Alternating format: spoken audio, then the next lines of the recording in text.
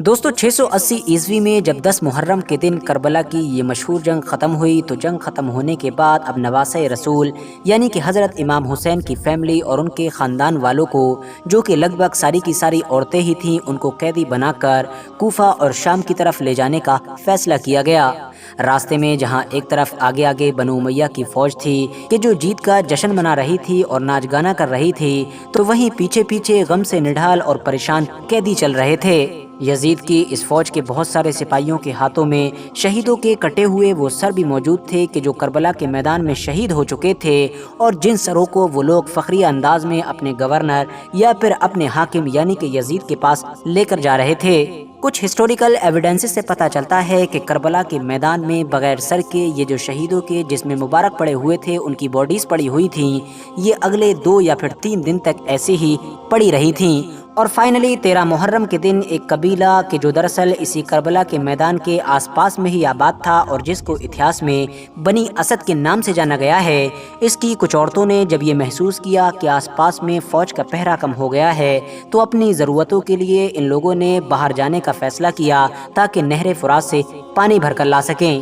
مگر یہ عورتیں جب کربلا کے میدان کے پاس سے گزریں تو ان لوگوں کے ہوش اڑ گئے، کیونکہ میدان میں تو اب دور دور تک صرف اور صرف لاشیں ہی نظر آ رہی تھیں، یعنی کہ شہیدوں کے جسم مبارک پڑے ہوئے تھے۔ کسی کا بازو کہیں پر تھا، کسی کا پیر کہیں تھا، تو کسی کا باڈی کا کوئی دوسرا پارٹ کہیں پر تھا۔ یہ دیکھ کر وہ ساری عورتیں روتی روتی فوراً اپنے قبیلے کی طرف واپس ہوئیں، اور انہوں نے وہاں جا کر باقی سارے لوگوں کو یہ بتانا شروع کیا کہ ہم کو محسوس ہوتا ہے کہ بنو امیہ کی فوج کی طرف سے یہ سارا گھیراؤ کیونکہ حضور اکرم صلی اللہ علیہ وسلم کی اولادوں اور ان کے خاندان کے لوگوں کے لیے ہی کیا گیا تھا، تو ہو نہ ہو ان لوگوں نے ان سارے ہی لوگوں کو شہید کر دیا ہے، ان کے جسموں کے ساتھ بھی برا سلوک کیا گیا ہے اور ان کے خیموں کو بھی جلا دیا گیا ہے۔ چلو اب فوراً چلتے ہیں اور آخری رسموں کو ادا کرتے ہوئے ان سب جسموں کو دفنا دیتے ہیں۔ مگر دوستو اس قبیلے کے مرد اس معاملے میں اپنی عورتوں سے راضی نہیں تھے اور انہوں نے ایسا کرنے سے صاف انکار کر دیا۔ ان کا کہنا تھا، کیا تم نہیں دیکھتی ہو کہ یہ حملہ بنو امیہ یعنی کہ یزید کی طاقتور فوج کی طرف سے کیا گیا تھا؟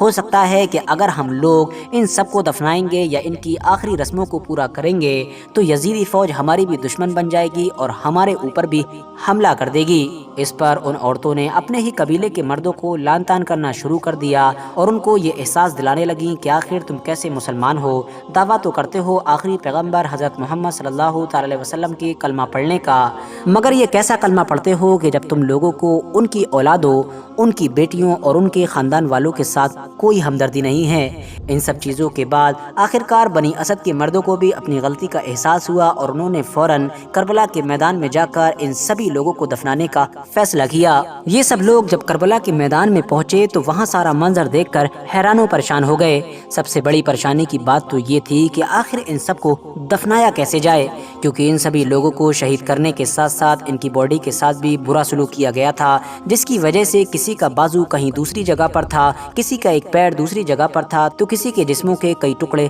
ہو چکے تھے۔ آخر میں یہ فیصلہ لیا گیا کہ ایک ہی بڑی سی قبر کھودی جائے گی اور اس میں ہی سب کو ایک ساتھ دفنا دیا جائے گا۔ یہ لوگ ابھی اس قبر کو کھود ہی رہے تھے، تبھی اچانک سے ان لوگوں کی نظر دور سے آتے ہوئے ایک گھڑ سوار پر پڑی۔ انہوں نے سمجھا کہ شاید یہ کوئی فوجی ہوگا۔ جب وہ گھڑ سوار قریب آیا تو انہوں نے پوچھا کہ آخر کون ہو، تو گھڑ سوار نے بتایا کہ میں کوئی اور نہیں بلکہ پیغمبر محمد صلی اللہ علیہ وسلم کے نواسے کا بیٹا یعنی کہ زین العابدین ہوں۔ یاد رہے دوستو کہ یہ وہی حضرت امام زین العابدین ہیں کہ جو حضرت امام حسین کے وہ اکلوتے بیٹے تھے کہ جو کربلا کی اس جنگ میں شہید نہیں ہوئے تھے۔ وجہ یہ تھی کہ کیونکہ یہ اس وقت کافی بیمار تھے، جس کی وجہ سے کسی بھی طرح سے اس جنگ میں انوالو ہوئے ہی نہیں تھے۔ حالانکہ جب یہ جنگ ختم ہو گئی تھی تو خاندان کی باقی عورتوں کے ساتھ بیماری کے عالم میں لیٹے ہوئے حضرت امام زین العابدین کو بھی قیدی بنا کر کوفہ اور شام کی طرف لے جایا گیا تھا۔ یہی وجہ ہے کہ بہت سارے اتہاسکار اس بات سے اگری نہیں کرتے ہیں کہ بعد میں کربلا کے میدان میں پڑے ہوئے جسموں کو دفنانے کے لیے حضرت امام زین العابدین بھی کربلا کے میدان میں پہنچ گئے تھے، کیونکہ ظاہر ہے جب ان کو قیدی بنا کر لے جایا گیا تھا تو اتنی جلدی ان کا وہاں سے واپس آنا کیسے ممکن تھا۔ فی الحال بنی اسد قبیلے کے یہ مرد حضرت امام زین العابدین کے ساتھ مل کر تمام شہیدوں کے جسموں کو دفن کرنا شروع کرتے ہیں۔ سب سے پہلے ایک قبر کھودی جاتی ہے کہ جس میں حضرت امام حسین کے جسم को दफन किया जाता है। दफन करने का ये मंजर भी काफ़ी दर्दनाक और रुला देने वाला होता है, क्योंकि जाहिर है हज़रत इमाम हुसैन के बॉडी के भी सारे पार्ट अलग अलग मिलते हैं। उंगली कहीं, हाथ कहीं, कांधा कहीं, सीना कहीं, ये सारे ही बॉडी के पार्ट अलग अलग मिलते हैं। फिलहाल सबसे पहले हज़रत इमाम हुसैन को दफनाया जाता है और फिर उनके साथ उन्हीं की ही कब्र में उनके दोनों बेटे यानी कि हज़रत इमाम अली अकबर और 6 महीने के हज़रत इमाम अली असगर को भी दफना दिया जाता है। उसके बाद जो एक बड़ी कब्र खोदी गई होती है उसके अंदर बाकी सारे ही शहीदों को दफन किया जाता है। जिस कब्र में सारे ही शहीदों को एक साथ दफन किया गया था उस जगह को आज भी गंजे शहीदा के नाम से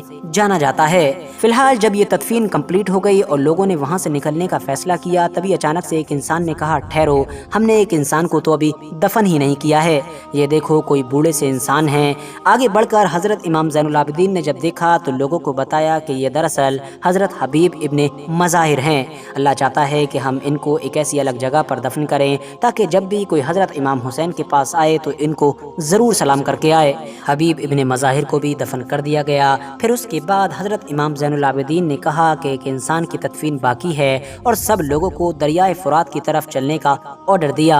थोड़ा आगे बढ़े तो सबसे पहले एक बाजू मिला, थोड़ा और आगे बढ़े तो उसके बाद दूसरा बाजू मिला और कुछ आगे बढ़कर अचानक से लोगों को एक और शहीद का जिस्म नजर आया जो दरअसल किसी और का नहीं बल्कि हज़रत अब्बास अलमदार का था। सब लोगों ने मिलकर हज़रत अब्बास को वहीं पर ही दफनाने का फैसला किया कि जहां पर दरअसल जंग के दौरान वो घोड़े से नीचे आए थे। यही वजह है कि आज भी हज़रत इमाम हुसैन और हज़रत अब्बास की जो कब्र है वो दरअसल आमने सामने है। ये तो मामला था तमाम शहीदों के जिस्मों का। अब जहाँ तक मामला है हज़रत इमाम हुसैन के उस सर का कि जिसको काट कर यजीद के पास ले जाया गया था, तो उसको कहाँ दफन किया गया था, इस बारे में इतिहासकारों के बीच अलग अलग राय पाई जाती है। मगर जो सबसे ज़्यादा मशहूर है वो दरअसल यही है कि बाद में उनके सर को उनकी माँ यानी कि हज़रत बीबी फातिमतुज़ ज़हरा रज़ियल्लाहु ताला अन्हा और उनके बड़े भाई यानी कि हज़रत इमाम हसन के पहलू में दफनाया गया था। हालांकि दोस्तों यहाँ पर आप लोगों को ये चीज़ बता देना भी ज़रूरी है कि वैसे तो जैसा कि मैंने आपको पहले ही बता दिया